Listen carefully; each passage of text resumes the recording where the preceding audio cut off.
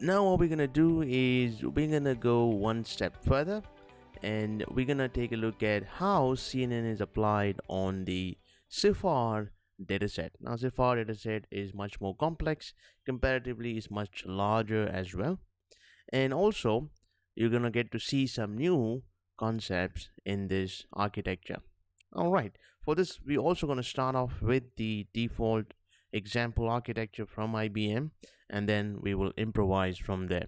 Okay, so I'm in my project, everything is set up and good to go, and I'm going to go to my flows here, and I'm going to say new flow.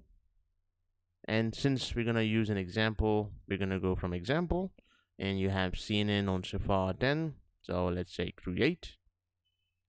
There you go. So this is how the architecture looks like, and this will most likely qualify for a deep neural network. As you can see, we have two layers of con and pool Ds, and then we have a final dense layer, and then dropout and dense.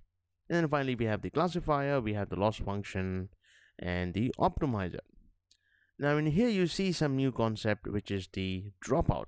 Dropout is very helpful and it has many advantages. If you have not already checked out the video on dropout, which is a part of the first section, please do take a look.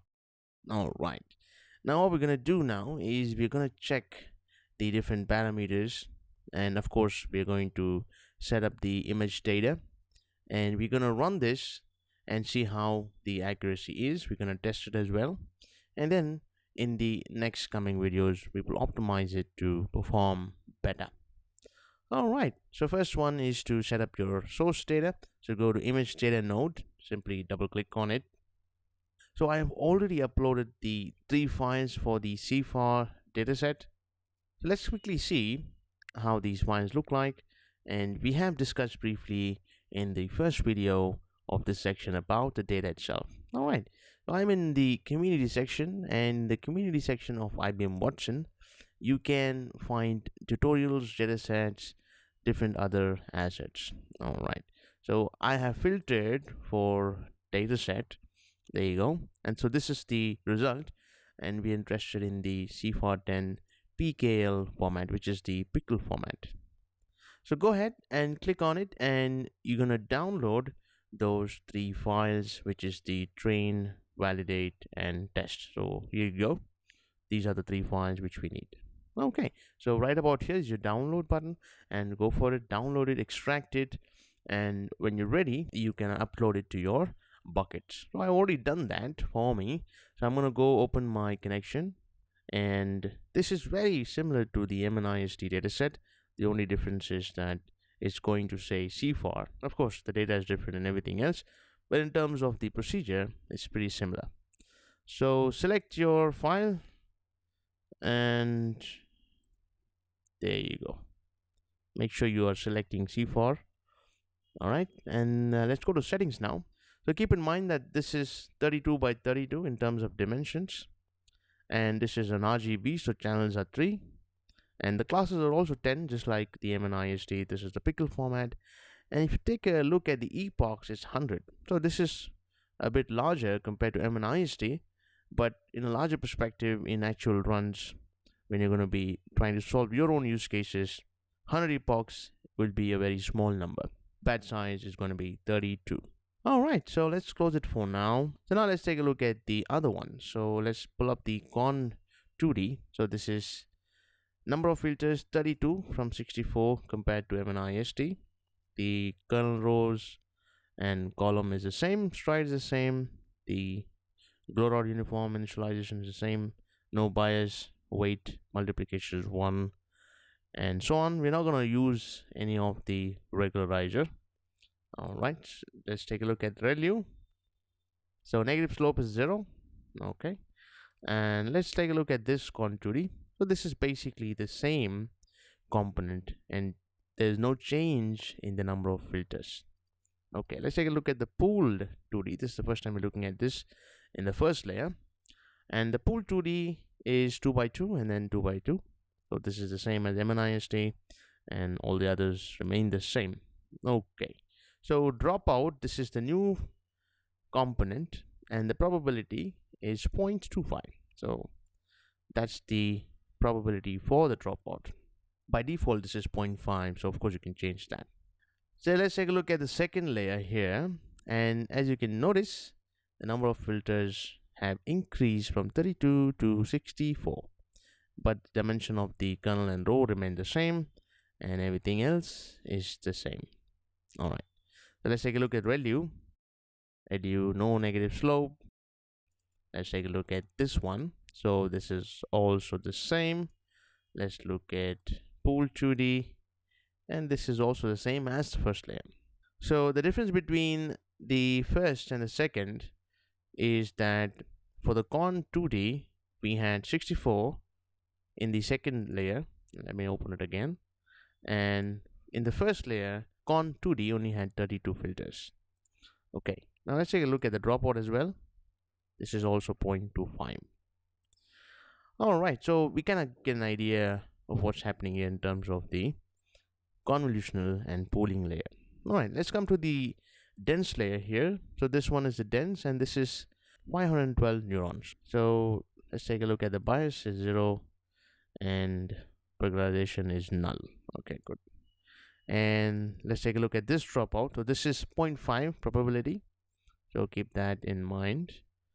All right, and the last layer of course should be 10. So because this is going to the classifier, we have 10 classes, so naturally you need 10 here. And this is also without any regularization.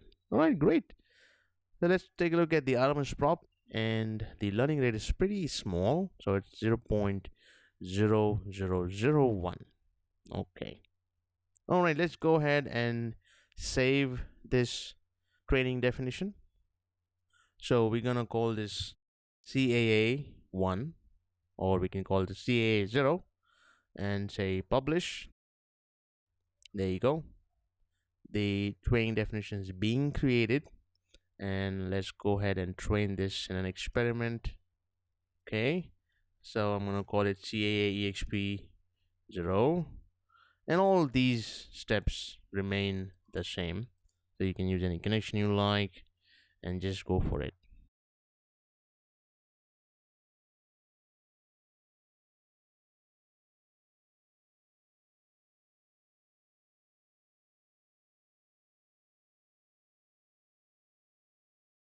So this way you pull up your training definition. So I'm going to go to my existing training definition, and I'm looking for CAA 0. There you go. And of course the hardware remains the same. No hyperparameterization here. Select, and that's it. So we're ready to run. Keep in mind that you're running for 100 epochs. So this time, instead of sitting back and relaxing for a bit, you might want to go get a coffee or something like that, because this is going to take some time.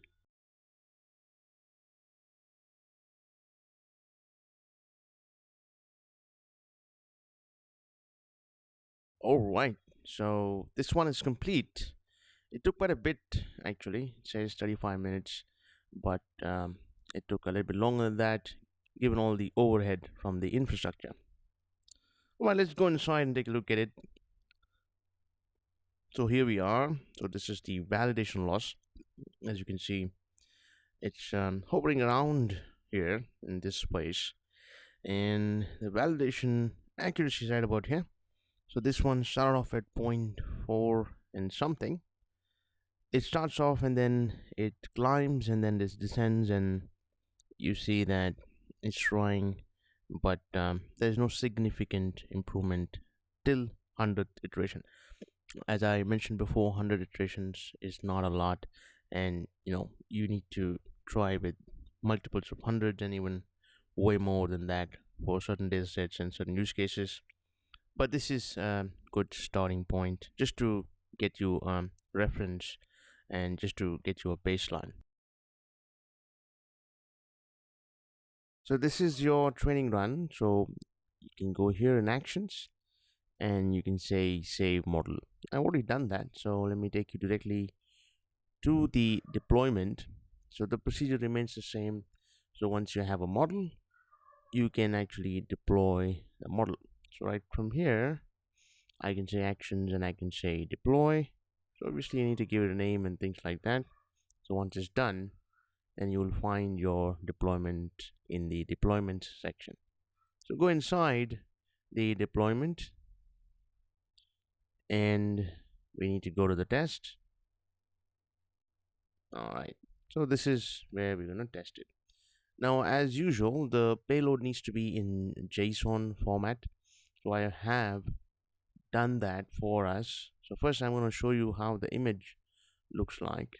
So this is the original image, and as you can see, this is 640 by 490, and then this is the resized image which we are going to use, which is 32 by 32. And of course you can't just give it in this format. I have an array for us which is right about here. So this is the array, and this needs to be in JSON format. So I have already done that for us. I'll make this file available and you can test as well. So let's say control copy and coming here, let's say control V. There you go. Make sure everything is all right. Oh, looks good.